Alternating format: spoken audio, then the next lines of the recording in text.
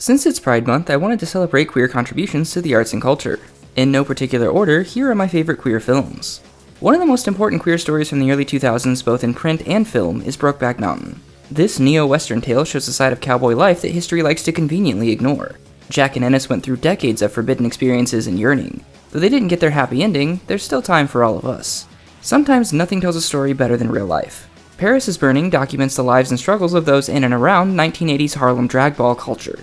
It's an important snapshot of history and a look into the origins of what many of us know today. More than anything, it reminds the viewer that joy is the root of expression, even in escapism. The first queer film to win the Oscar for Best Picture has to be notable. Moonlight follows a young black man navigating the struggles of growing up gay in a place where masculinity is survival. He eventually rediscovers the self that he had buried and reminds all those watching that there are innate parts of our souls that simply cannot and should not be denied. Biopics have become increasingly popular in the past decade or so, but this one focuses on someone that many may not know.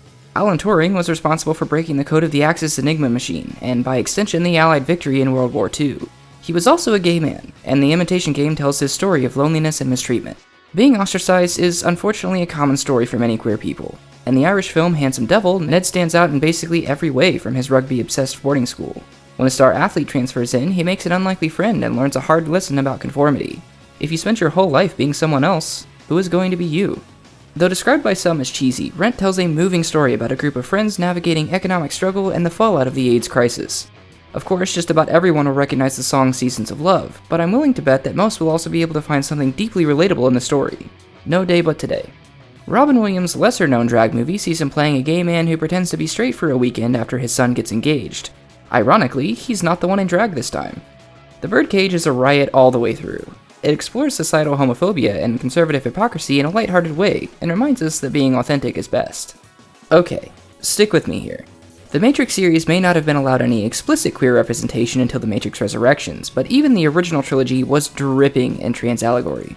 Switch was intended to be presented as a man outside of the Matrix, but then as a woman inside. Ultimately, a story about the struggle of self-actualization is as queer as it gets. There are plenty of others out there that I didn't have time to mention, or that I just may not know about, so let me know in the comments what your favorite is.